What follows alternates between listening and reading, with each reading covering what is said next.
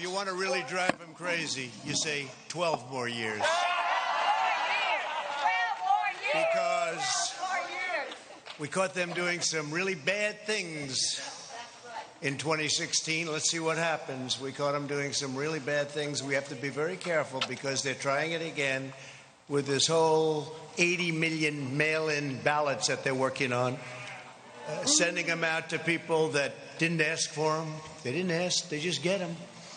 And it's not fair, and it's not right, and it's not going to be possible to tabulate, in my opinion. It's just my opinion. We have to be very, very careful. And you have to watch. Every one of you have to watch.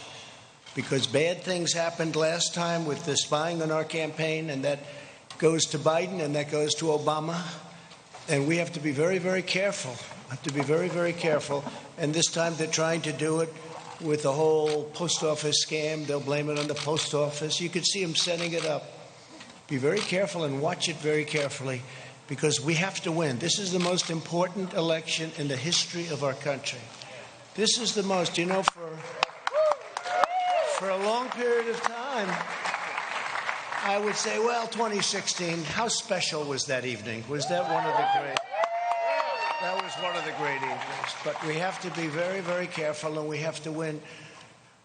Our country is counting on it. This is the biggest. This is it. Our country can go in a horrible, horrible direction or in an even greater direction. And before the plague came in from China, that's where we were going. We were going in a direction like we had never seen. The most successful economy in the history of our country, the best unemployment numbers in history for African American, Asian American, Hispanic American, women, college students, bad students, good students, everybody. If you had a diploma, if you didn't have a diploma, it didn't matter. You were doing well. Everybody was doing well. And we were actually coming together. Success brings people together. Maybe better than anything else. Success brings people. So many times they say, we're divided. Well, we were very divided under President Obama. Very divided. People have no idea how divided. They didn't talk about it as much. They didn't say it as much. But we were really coming together. And I was speaking with Democrats all of a sudden because the success, the markets were at an all-time high. And by the way, take a look at what's happening with the markets. Take a look at your 401ks, which you probably do every hour. Take a look at your stocks. We're very close to breaking the record, and NASDAQ has already done it. NASDAQ has broken the record, I think, 16 times already during a pandemic. Hopefully we'll call it the final phase of a pandemic. Biden the other day said, no, he'd shut it down. He'd listen to some guy say, and he'd shut it down. We just broke a record on jobs, an all-time record. There's never been 3 months where we've put more people to work, over 9 million people.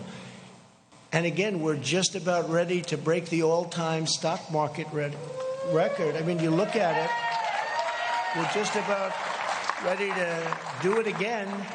And what that means is everything else is going to follow. Very smart on Wall Street. Everything else is going to be there. The economy is coming up very rapidly. Our farmers are doing well. Our farmers are doing well because I got China to give them $28 billion because they were targeted by China. I got the farmers $28 billion, 16 and 12. That's why. So in spite of the pandemic, and our farmers did a great job in supplying food and all of the difficulties during this period of time, but we're getting ready to do things like nobody's ever seen before. But the best way to bring unity is success. Success brings unity, and we were there, and then we got hit with the plague. But we won't forget that. I just want to thank the people of North Carolina because, to be honest with you, I felt an obligation to be here.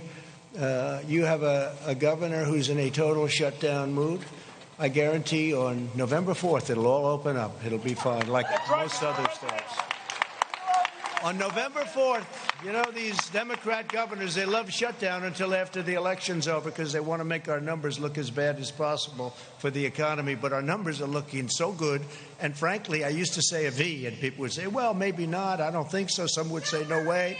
We have a super V. You're right. It's now looking like it's a super V. Our automobile numbers are incredible, both used cars and brand new cars. Our manufacturing numbers incredible. We're putting a lot of manufacturing jobs to work that the previous administration said you'd need a magic wand. You'd need a magic wand for manufacturing jobs. I don't think so. I guess we had the magic wand, that's all. But we're putting them, again, we're putting them back. We're bringing them back. But think of your life just prior to the plague coming in. It was the best it's ever been. Your state had the best numbers they've ever had by far. And we had the best employment numbers also. We were up to 160 million jobs. We were never anywhere near that. And then we had to shut it down. We saved millions and millions of lives. We learned the enemy. We learned all about the invisible enemy, how it affects really people that are older, especially older people, the elderly, but older people with problems with heart, with diabetes, with other problems. And we learned, and most of the country is right now doing very, very well. They've done an incredible job. And to have a man sitting on television the other day say, oh, I'd shut it down. Oh, I'd shut it down. Like it's easy, shut it down. And by the way, when you shut it down, and we did the exact right thing, we shut it down, then we reopened, and that's what we're doing now. We're well into it. But if we didn't shut it down at that point, we would have had millions of people dead. Millions of people. You see the numbers. The job that Mike Pence and the task force and all of us together have done has been incredible, what we've done, what we've achieved, whether it's ventilators, whether it's supplying equipment to governors that were totally ill-prepared. Many of the governors were totally ill-prepared. Nobody wants to say that, but it's supposed to work that way, Federalist. It's supposed to work that way. The governors are supposed to do it. Many of them did a fine job, and many of them came back well. But most of them didn't have the equipment that they should have had. Few of them had the ventilators, which are very, very complex machines and hard to make and hard to manufacture and expensive. And we're right now making thousands of ventilators a month, and we're sending them. We have all we can use. Our whole country, every state, we're stocked. We're stocked. And I always say it, I'll say it again. There's never been a person that needed a ventilator that didn't get a ventilator. Every single person that's ever needed a ventilator, with all that you've heard, with how much, they said we didn't have. Again, I took over a country whose military was depleted and whose cupboard on this front were bare. The cupboards were bare. We didn't have anything. We didn't have a thing. We had very, very little. And we did a great job. We haven't been given, and it's not for me, it's for the incredible people, the generals, the admirals, all of the doctors, the nurses. And yet you saw yesterday convalescent plasma. You saw remdesivir. You'll soon see vaccines pouring out years ahead of what they would have been under a more traditional, let's use that term because it's nicer, a more traditional administration, where they would have taken years to come up with this stuff. We're coming up with it like nobody's ever seen before. The FDA, Dr. Hahn, I want to thank him. Alex Azar, I want to thank him. They've come with things and done things that have never been done in terms of speed and, frankly, in terms of quality. If you look at what we're doing and what we're coming up with, drug companies are coming out with vaccines that are, I've seen some results already. It's going to be very, very soon. They're in stage 3 trials. It's unheard of. We wouldn't be there for 2 years if this were a more normal situation. So I just want to thank everybody for being here. And again, I felt an obligation to come to North Carolina. It's been a place that that's been very good to me. We won a lot of victories here. I haven't been doing this that long, but I won every chance I had in North Carolina. I even stole a great chief of staff, Mark Meadows, right? I stole him from North Carolina. And he left Congress as a very popular guy. Could have been there for a long time if he wanted, and he came in. And by the way, you have a fantastic young gentleman going to take his place. He's a fantastic young guy, and he's going to be a real star in the party. He's going to be a real star in the party. So I just want to thank everybody from North Carolina. And I do want to show a little bit of a difference, because another state that's been very good to me is Wisconsin. And Joe Biden was going to have their convention in Milwaukee, and they didn't go there at all. They didn't do this. We did this out of respect for your state. We didn't do this for any other reason other than respect for the state of North Carolina, because we said we wanted to hold our convention in North Carolina, and I think you're going to remember that, frankly, on November 3rd. We wanted to hold our convention in North Carolina. So I did that out of respect. And if you had a governor that would have let us have some people. He actually told me this. We had an arena that holds 19,000 people. It was totally jammed, sold out. Every hotel was full, everything. And I called him. He said, but we have a shutdown going on. And according to the rules and regulations, now this is 19,000. He did say it. I don't think he'll deny it.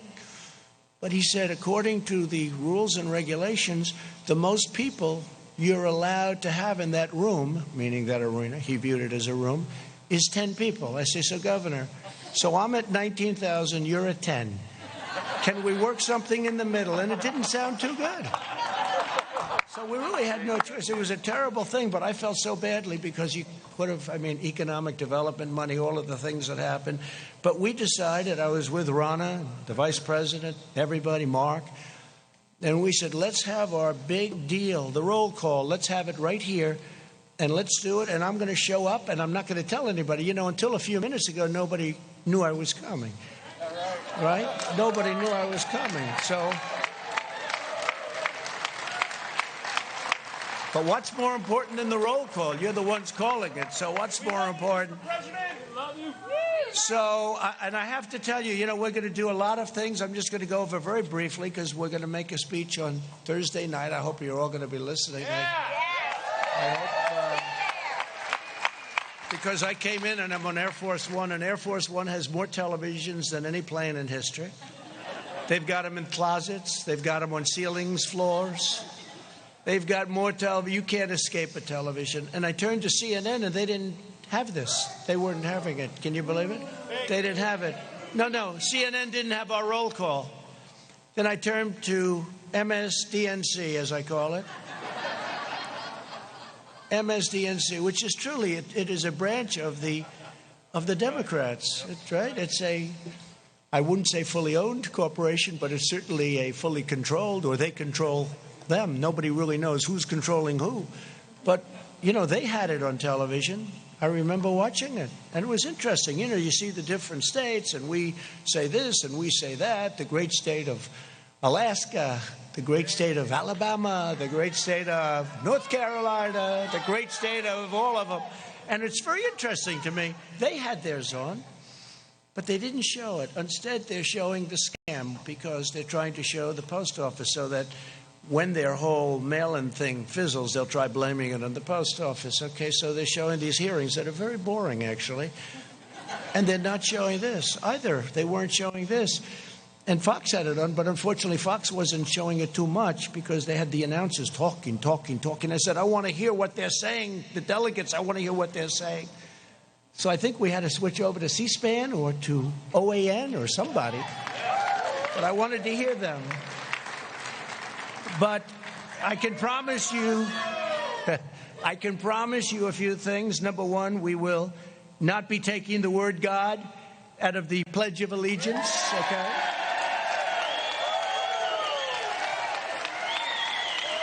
Like they did a number of times at their caucuses, so they took the word God out. I heard it. I was listening. I said, that's strange. It's sort of weird. You've heard it all your life, right? Under God. All of a sudden, those two words are missing. I said, oh, he must have made a mistake. He must have, maybe the teleprompter wasn't working, or his book wasn't working that I have right here. Something wasn't working. Must have made, but the problem was then The next day I heard it again. I said, that's not a mistake. That's pretty. And then they immediately went into a mode. No, we didn't mean that. No. We didn't say it for the convention. We didn't say it. No, that's where they're coming from. That's where they're coming from. You can say it or not say it. That is where they're coming from. Just like with energy, they don't want energy. Not working well in Texas, by the way. I just looked at a poll. And by the way, just came out that we have received 51% in the big and very important Rasmussen poll, and my numbers actually went up during the Democratic National Convention. 51%. So think of it. Think of it.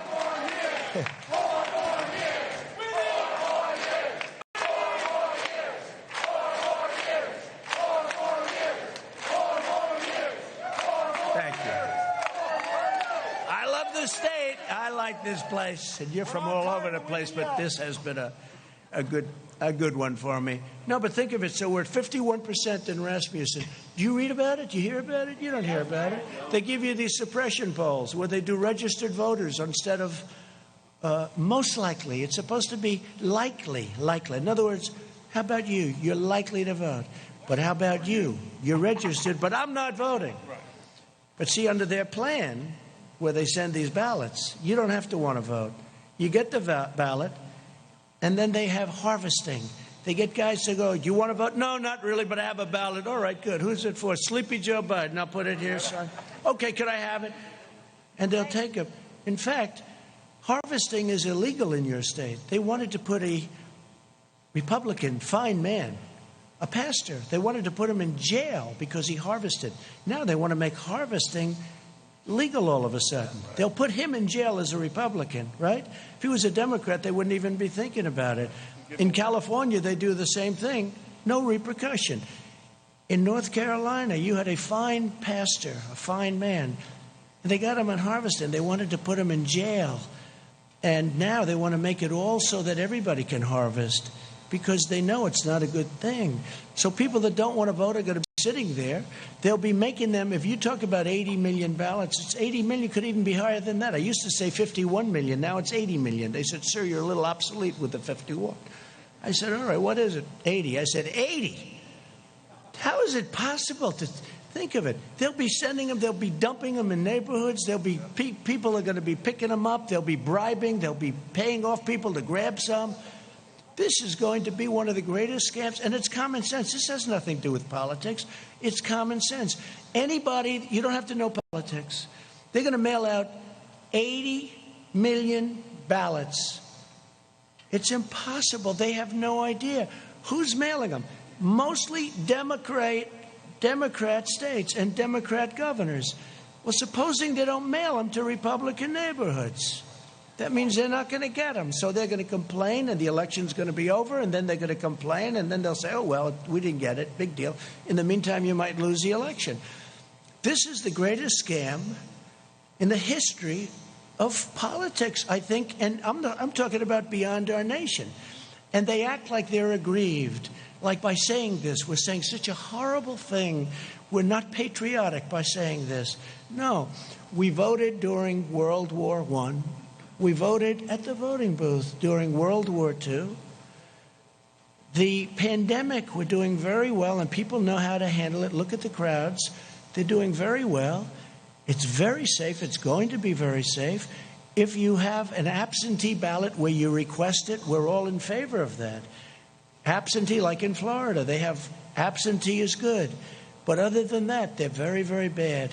There'll be millions of ballots. Take a look at New York. Take a look at Virginia. Take a look at New Jersey. All different cases. They just had one last night. Now they're thinking about recalling certain elections that took place with mail-in. And these are small little elections that are locally based, that are easy to run. Not millions, but thousands of ballots. Thousands. Hundreds of ballots. But these are small, and they can't control it. They said 23% of the ballots were defective. What does defective mean? It means fraud. It means a lot of things that we won't get into because I don't want to be accused. You see all the cameras back there? It's the fake news. I don't want to be accused of anything. But what it means is They're trying to steal the election from the Republicans. That's what it means. In a very, very nice way, I will tell you, they are trying to steal the election, just like they did it last time with spying, and we caught them, and that included President Obama, and that included, let's be nice, Biden. This can only happen in North Carolina. But that included them, and they got caught. And then somebody said, well, what are you going to do? Well, we can't attack a president. Oh, I see. If it was me. They said, we can't attack a president. We caught him. We caught him cold. And they say, we can't attack. He was at meetings talking about it. And by the way, this was spying before and after. And I think it's a disgrace to our country. I think we can never let that happen again. But now they're doing something that in a certain way is more dangerous because it's more effective. They spied on my campaign. You know what they found? Nothing. But this is big stuff. This is stealing millions of votes, and it's going to be very hard. Now, we're in courts all over the country, and hopefully we have judges that are going to give it a fair call, because if they give it a fair call, we're going to win this election. The only way they can take this election away from us is if this is a rigged election. We're going to win this election. We're going to win this election.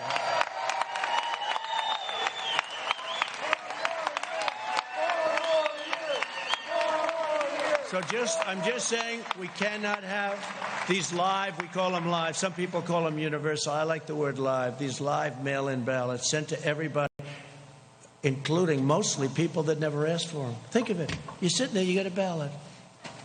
Here's the bottom line.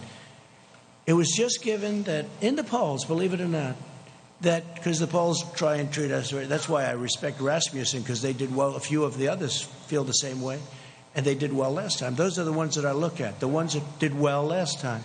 And Rasmussen was very good. But if you look at it, every single vote that they have, every single vote, it's going to be looked at. A man is sitting, or a woman is sitting, waiting for nothing, watching television, has no enthusiasm. Because on enthusiasm, the polls are saying that I'm up by massive numbers, not just a little. I'm also way up on the economy, by the way, put it down. Way, way up. But I'm up by massive, and when I say I'm up, I'm talking about we're up, okay? So if you could, please. We love you, but I'm up by massive numbers on enthusiasm. So our voters are saying, I'm very angry about this. I'll go to the poll directly and vote. But their voters are saying, I don't care if Biden gets in. He doesn't have any enthusiasm. When you go to Ohio, when you go to Wisconsin, when you go to North Carolina, when you go to a lot of states, they have the Trump-Pence sign on every lawn. It's all over the place, right? It's all over. We don't see Indiana, too. Indiana's great. Bobby Knight. We love Bobby Knight, too, I'll tell you. We love Bobby Knight and Coach Holtz and all of them. They love us and we love them. Indiana's great. Thank you. But here's the thing. So if they don't have any enthusiasm, so you'd say, are you going to vote? I'm not getting up to vote. Okay, I want to watch television instead of vote. All right. But here's a ballot. It just got to you. And he opens it. Oh, here's a ballot. What the hell am I going to do with this thing? And then they have somebody knocking on your door. And they're harvesting. Hey, have you gotten your ballot? Yeah, I have my ballot. You going to sign it? Well, if you want, I'll sign it. Here it is. Get out of here. That's the most honest way of doing it. And that's unfair. That's unfair. Because now they're taking all of that enthusiasm that our party has. And we have tremendous enthusiasm. I think we have record enthusiasm. We have a base. We have a base the likes of which nobody's seen, including these people. Wall Street Journal did a fantastic story this weekend, a fantastic cover story this weekend on this base. Is an incredible base. Everybody here is going to vote. Everybody in our base. I mean, we have a tremendous base. They don't. They have no enthusiasm for their candidate. Because, frankly, Bernie Sanders, they have much more enthusiasm for him. But Bernie Sanders, excuse me, again, he's the greatest loser I've ever seen. This guy can lose and be so happy. Hillary Clinton, I want to use nice language, so I don't want to use a certain word. It starts with the word S-C. I don't want to use it because they'll say he used foul language while in North Carolina. But so I won't do that. But Bernie Sanders got taken advantage of, is that okay? By Hillary Clinton, but worse, by the Democrats this time. Because of Pocahontas, Elizabeth Warren got out of the campaign one day prior to the Super Tuesday vote. Bernie Sanders would have won every single state because Biden won by a little bit, and she didn't do well, but she took thousands and thousands of votes away in each state. If you add just a percentage of those votes back, that means that Bernie would have won easily the nomination. And I'm glad he didn't, because he had much more enthusiasm. Yeah. And he would have had a base, much smaller base than ours, but equally, I have to say this, equally as enthusiastic. This base doesn't like Joe Biden. They don't like Joe Biden. That's right. I think we're going to get a lot of votes. We did last time. People were surprised, primarily because of trade, because I know how other countries take advantage of us, and I understand that. And that's something that Bernie Sanders people really feel, because I understand trade. I've done USMCA now. I got rid of NAFTA, the world's worst trade deal. China tariffs. I mean, China had the worst year they've had in 67 years prior to the plague. The worst year they've had in decades and decades. And we had the best year we've ever had. But we took in billions from China. We never took in 10 cents from China. Never took in 10 cents. They took China for 25 years, and not only Obama, for 25 years, China was taking in anywhere between 200 billion with a B and $550 billion from the United States. I give them all the credit, number one, for being smart and outfoxing all of the people that stood here and their representatives. But China, we built China. We helped build. We gave them $300, $400, $500 billion a year. Because before that, and before the World Trade Organization and they getting into it, China was flatlined. It was after that happened. And then they took advantage of us because we didn't have people that were smart enough to see. And by the way, Biden would be the worst of all of them, because his son took out $1.5 billion and he gets fees on $1.5 billion, which is millions of dollars a year. Give me a break. China will own our country if this guy gets elected. We can't let it happen. We can't let it happen. So we have a big one coming. And just to finish, enthusiasm. So they take the enthusiasm now out of the equation, because they're going to go knock on everybody's door. Here, would you sign this? Yeah, I'll sign it. Nobody knows who the hell is signing it. And they now want to have it where the signature doesn't have to be verified. No, that's right. The signature doesn't have to be verified. And then they're going to play the game that we're not patriotic. Right. Yeah. What they're doing is using COVID to steal an election. Right. They're using COVID to defraud the American people, all of our people, of a fair and free election. And we can't do that. And don't let them give you the post office stuff. The Postal Service, they do a great job. They lose a lot of money. I've said if they charged Amazon and these companies doing that a couple of dollars more a package that Amazon has to pay, not the customer, you know what would happen? Post office would start doing very well, thank you. Yeah. Amazon dumps all the packages. Why should we deliver it? We'll let the post office do it, lose a fortune. So if they charged Amazon, now, of course, he owns the Washington Post, so when I get bad stories in the Washington Post, I wonder why, right? I wonder why. But I just tell it like it is, right? I tell it like it is.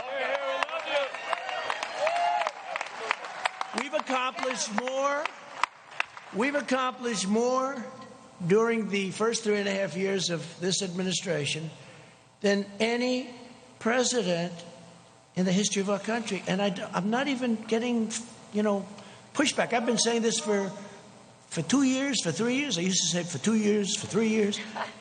But we've done more, let's say just about. This way they can't say, well, somebody won a war or something, right? No. We've accomplished more than just about any administration in the history of our country. We've secured our borders. We've built our wall, which will be finished very shortly. We brought back manufacturing jobs. We've defeated the ISIS caliphate and killed al-Baghdadi. But we also killed the greatest, biggest terrorist, maybe of them all. Soleimani. We killed Soleimani, right? And al-Baghdadi. We appointed 300 new judges. By the end of the first term, we will have appointed 300. It's an unheard of number. That's because President Obama was very nice and he gave me 142 openings. And historically, you get no open. When you become president, first question you say, how many judges? They'll say, none, sir. Because the other previous president, they want to, it's a very important thing, federal judges. So I've appointed, we will have appointed 300, could be even more than that by the end of the first term. And I sat down, I said, first day I said, how many judges do I get to appoint? They said, sir, 142. I said, 100, because you know what? He thought that Hillary was going to win. Right? And the Republicans did not make it easy, let's say, but if you have enough time, there's not much anybody can do about it. We ended up with 142 judges, and then we've added many, many, and we're going to end up with 302 great Supreme Court justices. And remember this, I'm saying that I'm demanding, actually, a list. Let Biden put up a list of the judges he's going to appoint, that he'll take them out like I did. I had 25, and we're going to take it out of that list. And we're going to be announcing a list over the next couple of weeks with the judges that we had, plus we might add a few more, so you know exactly where we stand. He can't do it because he would appoint, it's not him, he has no choice. The radical left will demand that he appoints super radical left, wild, crazy justices going into the Supreme Court. Your American dream will be dead if that happens. It'll be dead. And by the way, the next president, so I've had two. Some presidents have had none. I have had two in a relatively short period of time. But I will tell you that the next one could have 2, 3, 4, and even 5. The next president. This is so important. This is so, whether you're talking about life, whether you're talking about Second Amendment, whether you're talking about military, this is so important. We have to do this. We have to win this election. But we brought back manufacturing. We rebuilt our military. We wiped out ISIS. I mean, think of it. When I came, ISIS was all over Iraq. The Prime Minister of Iraq was in last week, and he said, I want to thank you for defeating ISIS. I said, now, are you talking about me or the United States? You. Because when you came into office, it was a mess. They were all over Iraq and Syria, and you defeated them, sir. I said, good. Tell that to the media, please. Would you do that? And he said, I will. So let's see if he does. But we passed the biggest tax cuts and regulation cuts in the history of our country. We replaced the worst trade deal ever made, NAFTA, with a great USMCA deal that's going to keep our companies here, and it's going to be treating us very nicely. And I wouldn't say the other two countries were thrilled with it, but they were happy enough. And we did that, and that's another thing. They said, you'll never be able to replace NAFTA. You'll never be able to get it. And I got it. We got it through Congress. We fixed a lot of our broken and bad trade deals. We're getting $40 billion now from Japan. We fixed a horrible deal that was made with South Korea. Remember, I was a Hillary Clinton special. She said this will produce 250,000 jobs, and she was right. Except, unfortunately, the jobs went to South Korea, not to us. Okay? She said it would produce 250,000 jobs, and it did, to South Korea. And we stood up to China like nobody's ever stood up between the tariffs and the trade deal, which now, don't forget, when I made that, the ink wasn't dry before the China virus poured into our country, right? The ink wasn't dry. So I view that differently than I would have viewed, because it's done very well. Last week they had the largest order of corn, the largest order of soybeans. They're doing things, they're very smart. A lot of people, because they see my attitude, a lot of people would say, we're not going to order. They do just the opposite. I got a call last week, sir. In fact, Sonny Perdue is here, the great Sonny Perdue, Secretary of Agriculture. He's here. There he is. Is that right, Sonny? I got a call. They ordered it was the largest order of corn in the history of our country. Twice. The largest order of corn, the largest order of soybeans. So here's how smart. Somebody else would say running some country, they'd say, well, we're not going to do business with him. He's not saying nice things about China's very smart. Instead, they order more corn than we've ever thought possible. Right, Sonny? Order more soybeans than we ever thought possible. And now I have farmers calling me up, sir, we love China very much. Please don't be too tough on them, please. It makes it very difficult, Sonny, right? You know, we do too good a job sometimes. We've achieved American energy independence, and we're now #1 in the world by far.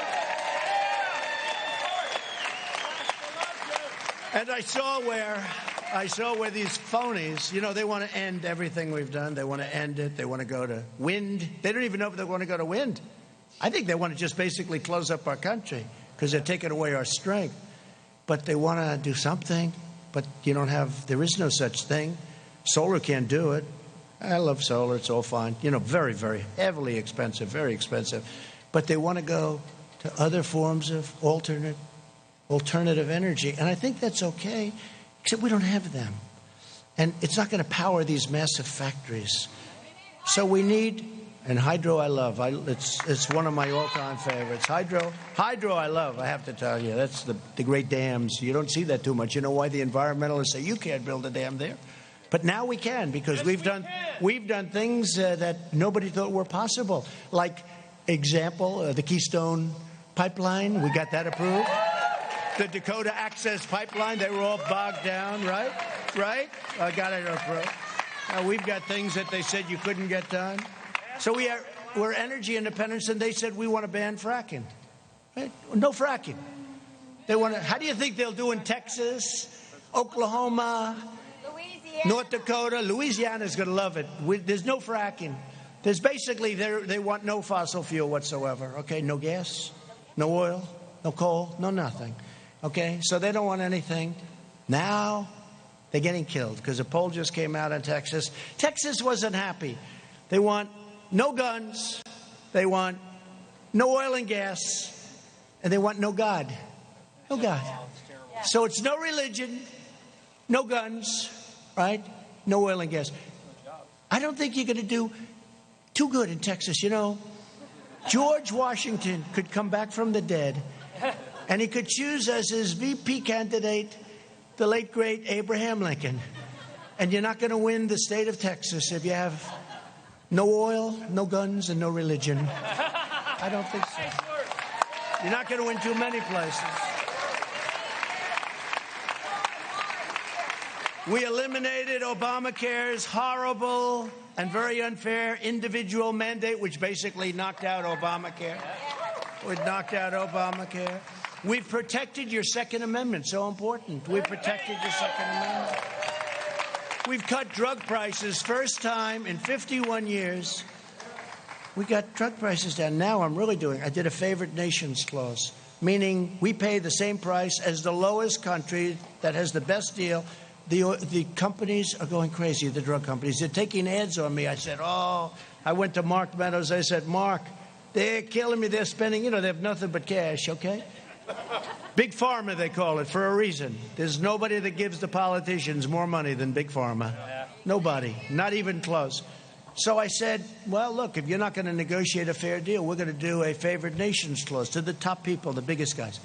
They said, no, don't do that, favored nations. No, favored nations, because, we have countries out there that are paying a tiny fraction of what our people are expected to pay. So if you have a country, Germany or others, they make, by the way, UK, all of Europe, Canada pays 50%, 50% less. In fact, people leave our country, go to Canada, pick up their drugs, and they come back home. Can you believe it? This is the kind of difference. So I say, no, I want a favored nations clause. I also want a rebate clause, a rebate where instead of the money going to the middleman, who have to be the richest people in the world, they get so much. They get more money, frankly, than the drug companies. At least the drug companies make a product. So I wiped out the rebate where now it goes to people, and I instituted what's called a favored nations clause. And it's very simple. You have that in deals. It's whatever the lowest price in the world. We're the biggest purchaser of prescription drugs by far in the world. So whatever the lowest price is that other countries pay, So if you have a country paying 10 cents for a pill and we're paying $2.50, and it's not such an exaggeration, believe me, then we get it for 10. So what happens is that doesn't work, so they'll go up a little bit, we'll come way, way down. So I said, favored nations, I want to pay what the lowest price is anywhere in the world. We're the biggest purchaser. We want a favored nations. They had a heart attack, and then I signed it. They didn't believe it. They didn't believe it. And now what they're doing is they have ads, millions and millions of dollars worth of ads, that I've been horrible to the people because of drugs, and I believe in socialism. Socialism. You know why? Because some of the socialistic countries get the lowest price. So the only thing I have with socialism is I want to get their price. Okay, that's the only thing. Other than that is our country will never be a socialist country. Okay?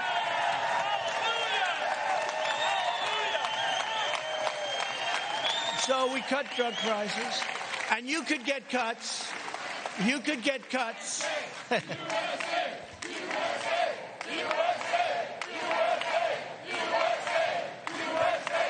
You could get cuts as much as 50, 60, or 70%, maybe even more than that, on prescription drug prices.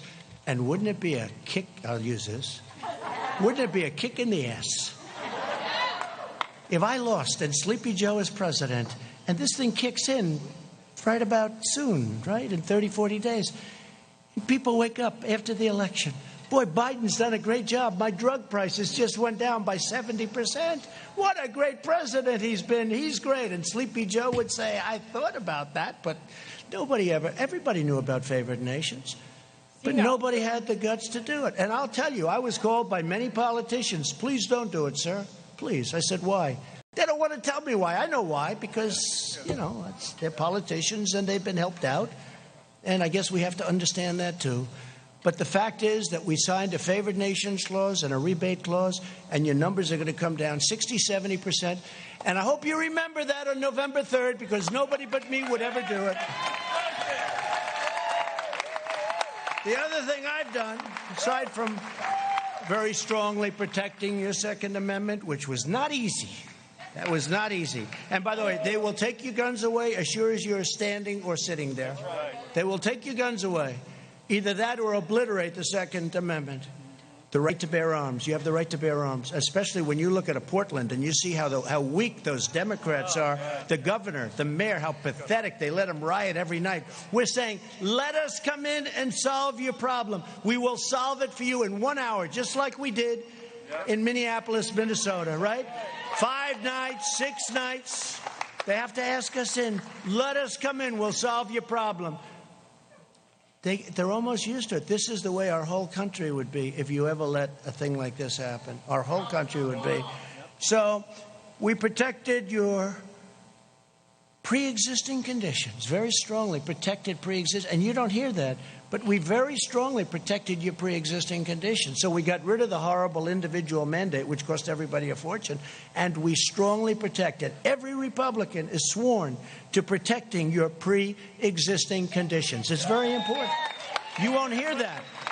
You won't hear that from the fake news. We passed right to try. We passed VA accountability and VA choice. We mobilized the largest response since the Second World War. We are doing an incredible job on the China virus, but I'm going to talk to you about that Thursday night. Will anybody be listening on Thursday night? Yeah.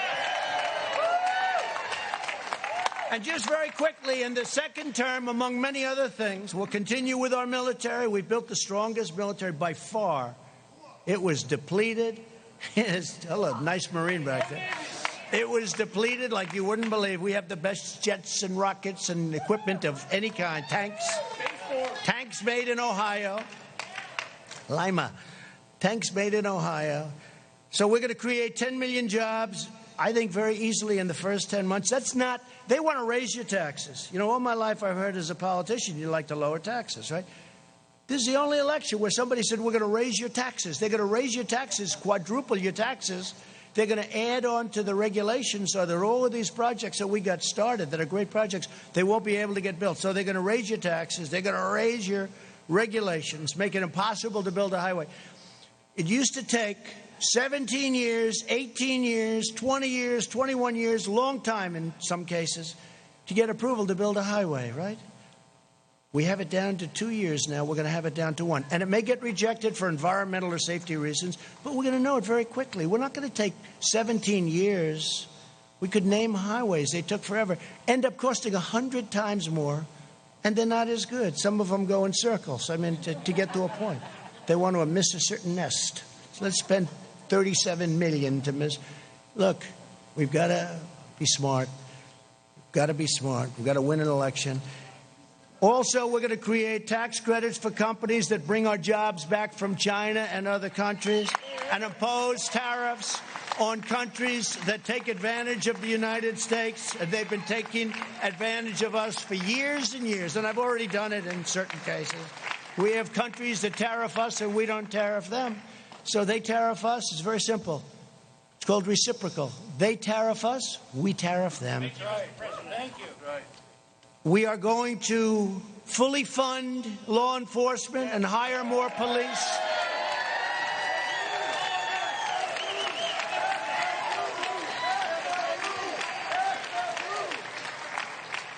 We're going to go with school choice, and we've made a lot of progress on school choice for every student in America.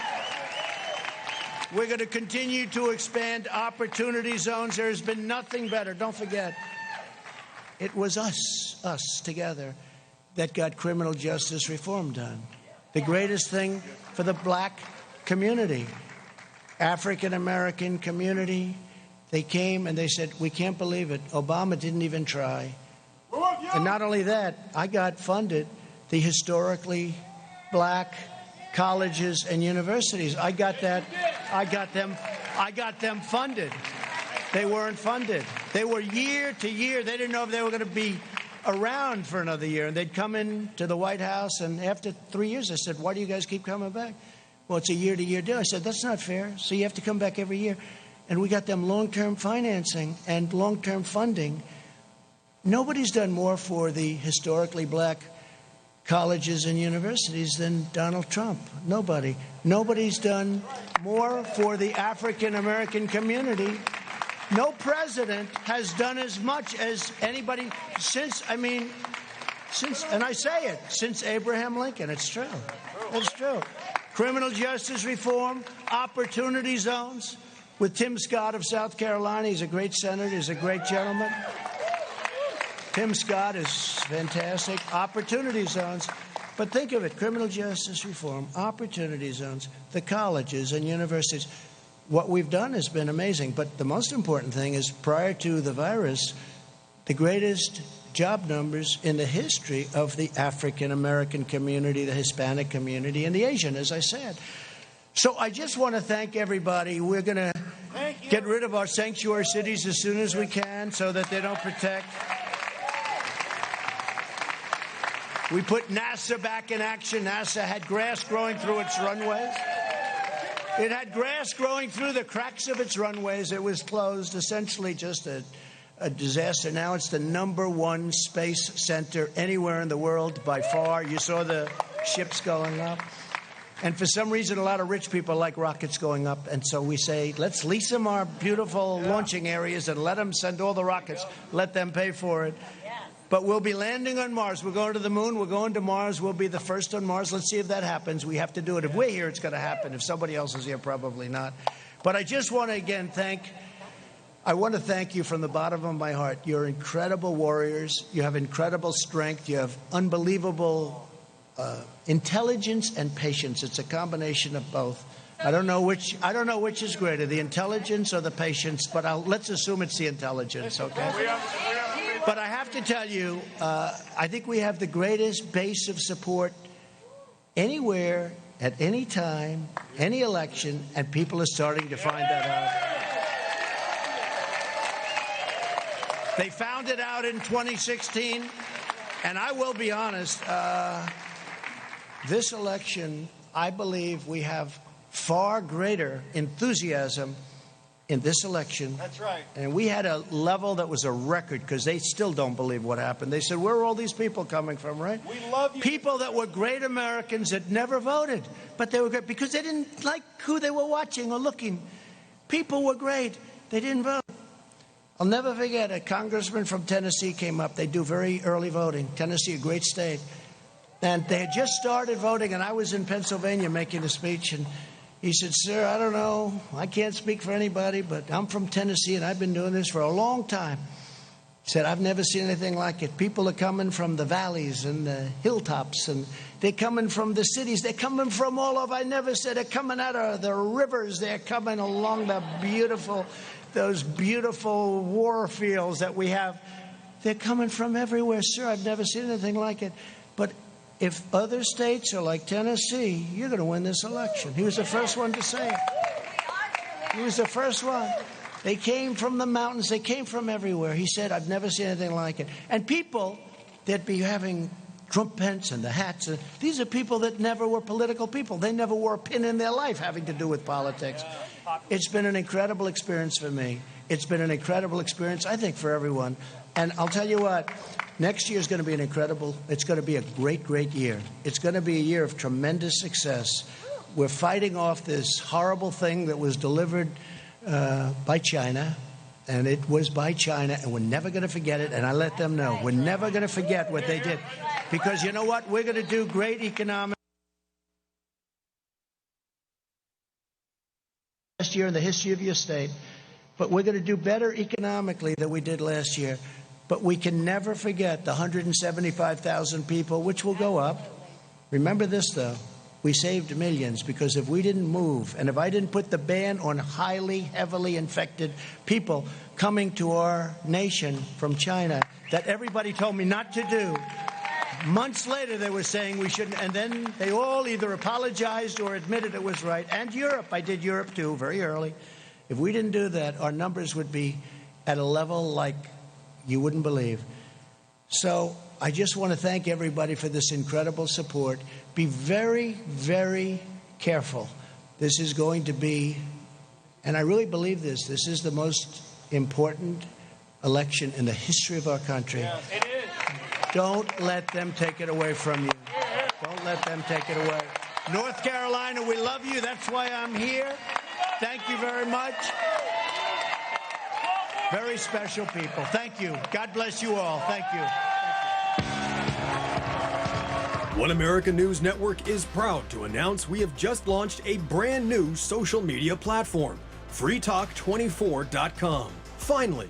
It is President Trump speaking live in Charlotte, North Carolina, after formally being renominated by the Republican Party. We can see Vice President Mike Pence there now joining him on stage.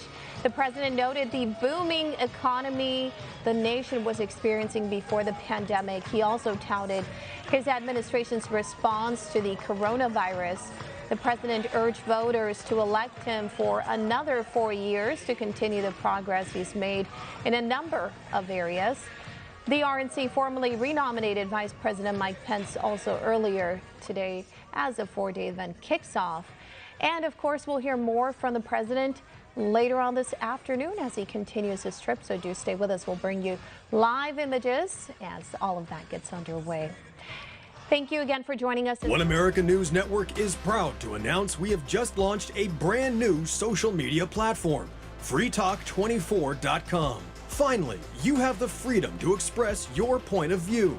If you're tired of the social media giants chipping away at our most basic and important right to freedom of speech, shadow banning, censoring, and policing every single post, then freetalk24.com is just what you've been looking for. freetalk24.com. Freedom of speech online. One America News Network is proud to announce we have just launched a brand new social media platform, freetalk24.com. Finally, you have the freedom to express your point of view. If you're tired of the social media giants chipping away at our most basic and important right to freedom of speech, shadow banning, censoring, and policing every single post, then freetalk24.com is just what you've been looking for. freetalk24.com.